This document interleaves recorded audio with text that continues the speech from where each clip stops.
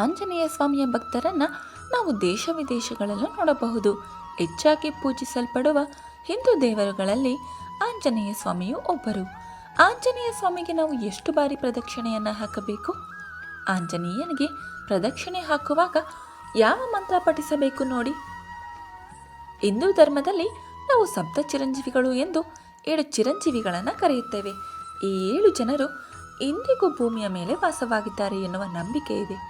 ಈ 7 ಚಿರಂಜೀವಿಗಳಲ್ಲಿ ಆಂಜನೇಯ ಸ್ವಾಮಿಯು ಒಬ್ಬರಾಗಿದ್ದಾರೆ. ಧಾರ್ಮಿಕ ಗ್ರಂಥಗಳ ಪ್ರಕಾರ ಆಂಜನೇಯ ಸ್ವಾಮಿ ಇಂದಿಗೂ ಭೂಮಿಯ ಮೇಲೆ ಸಂಚಾರವನ್ನು ಮಾಡುತ್ತಿದ್ದಾರೆ ಎಂದು ಹೇಳಲಾಗಿದೆ. ಭೂಲೋಕದಲ್ಲಿ ಭಕ್ತರು ಸಂಕಷ್ಟದಲ್ಲಿದ್ದಾಗ ಬಂದು ಸಹಾಯ ಮಾಡುತ್ತಾರೆ ಎನ್ನುವ ನಂಬಿಕೆಯೂ ಇದೆ. ಈ ಕಾರಣಕ್ಕಾಗಿ ಹೆಚ್ಚಿನ ಜನರು ಆಂಜನೇಯ ಸ್ವಾಮಿಯನ್ನು ಆಗಾಗ್ಗೆ ಪೂಜಿಸುತ್ತಾರೆ. ಆಂಜನೇಯ ಸ್ವಾಮಿಯ ಮಂತ್ರಗಳನ್ನು ಪಠಿಸುವ ಮೂಲಕ ಅವರ ಆಶೀರ್ವಾದವನ್ನು ಪಡೆದುಕೊಳ್ಳಲು ಪ್ರಯತ್ನಿಸುತ್ತಾರೆ. ಇನ್ನು ಕೆಲವರು ಹತ್ತಿರದ ದೇವಸ್ಥಾನಗಳಿಗೆ ಭೇಟಿ ನೀಡುವ ಮೂಲಕ ಆಂಜನೇಯ ಸ್ವಾಮಿಯನ್ನು ಪೂಜಿಸುತ್ತಾರೆ. ದೇವಸ್ಥಾನದಲ್ಲಿ ಆಂಜನೇಯ ಸ್ವಾಮಿಯನ್ನು ಪೂಜಿಸಿದ ನಂತರ ಪ್ರದಕ್ಷಿಣೆಯನ್ನು ಹಾಕುವ ಸಂಪ್ರದಾಯವಿದೆ. ಆಂಜನೇಯ ಸ್ವಾಮಿಗೆ ಮಾತ್ರವಲ್ಲ, ಹಿಂದೂ ಧರ್ಮದಲ್ಲಿ ನಾವು ಪೂಜಿಸುವ ಪ್ರತಿಯೊಂದು ದೇವರಿಗೂ ಪ್ರದಕ್ಷಿಣೆಯನ್ನು ಹಾಕುವ ಸಂಪ್ರದಾಯವಿದೆ. ದೇವರಿಗೆ ಪ್ರದಕ್ಷಿಣೆಯನ್ನು ಹಾಕುವುದರಿಂದ ವ್ಯಕ್ತಿಯ ಪಾಪಗಳು ಪರಿಹಾರವಾಗುತ್ತದೆ, ಪುಣ್ಯ ಪ್ರಾಪ್ತವಾಗುತ್ತದೆ ಎನ್ನುವ ನಂಬಿಕೆ ಇದೆ. ಆಂಜನೇಯ ಸ್ವಾಮಿಗೆ ನಾವು ಹೇಗೆ ಪ್ರದಕ್ಷಿಣೆಯನ್ನು ಹಾಕಬೇಕು ಎಂಬುದನ್ನು ಇಲ್ಲಿ ತಿಳಿದುಕೊಳ್ಳಿ. ಆಂಜನೇಯ ಸ್ವಾಮಿಗೆ ಪ್ರದಕ್ಷಿಣೆ ಹಾಕುವುದರ ಮಹತ್ವವೇನು?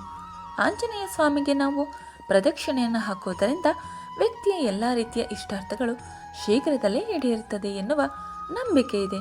ಹಾಗೂ ಆಂಜನೇಯನು ಭಕ್ತರ ಎಲ್ಲ ಕಷ್ಟಗಳನ್ನು ಬಹುಬೇಗನೆ ಈಡೇರಿಸುತ್ತಾನೆ. ಆದ್ದರಿಂದ ಆಂಜನೇಯ ಸ್ವಾಮಿಯನ್ನು ಸಂಕಟ ಮೋಚನ ಎಂದು ಕರೆಯಲಾಗುತ್ತದೆ.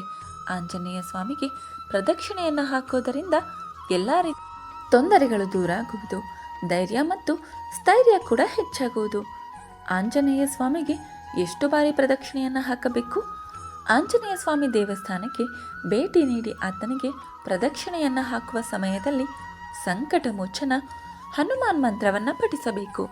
ಈ ರೀತಿ ನೀವು ಪ್ರದಕ್ಷಿಣೆಯನ್ನು ಹಾಕಿದ ನಂತರ ಸಾಧ್ಯವಾದರೆ ಹನುಮಾನ್ ಚಾಲಿಸವನ್ನು ಪಠಿಸಬಹುದು. ಕಡ್ಡಾಯವಾಗಿ ಪಠಿಸಬೇಕೆನ್ನುವ ನಿಯಮಗಳಿಲ್ಲ.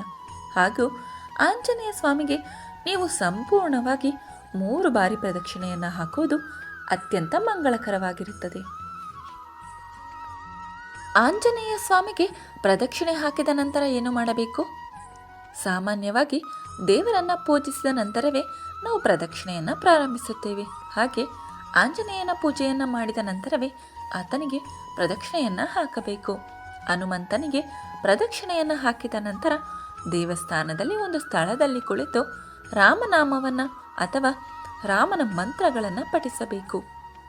ಕೇವಲ ರಾಮನಾಮದಿಂದಲೇ ನೀವು ಆಂಜನೇಯ ಸ್ವಾಮಿಯ ಆಶೀರ್ವಾದವನ್ನು ಪಡೆದುಕೊಳ್ಳಬಹುದು ಎಂದು ಧಾರ್ಮಿಕ ಗ್ರಂಥಗಳಲ್ಲಿ ಉಲ್ಲೇಖಿಸಲಾಗಿದೆ. ಇದರಿಂದ ಹನುಮಂತನು ಸಂತುಷ್ಟನಾಗುತ್ತಾನೆ. ನೀವು ಆಂಜನೇಯ ಸ್ವಾಮಿಯನ್ನು ಪೂಜಿಸಿದ ನಂತರ ತಪ್ಪದೇ ಪ್ರದಕ್ಷಿಣೆಯನ್ನು ಹಾಕಿ. ಹಾಗೂ ಪೂಜೆಯ ಸಮಯದಲ್ಲಿ ಆಂಜನೇಯ ಸ್ವಾಮಿಯ ಪಾದಗಳಿಗೆ 7 ಅರಳಿ ಎಲೆಗಳನ್ನು ಅರ್ಪಿಸುವುದು ತುಂಬಾ ಶುಭವಾಗಿರುತ್ತದೆ. ಇದು ನಿಮ್ಮ ಜೀವನಕ್ಕೆ ಶುಭ ಫಲಿತಾಂಶಗಳನ್ನು ಒದಗಿಸುತ್ತದೆ.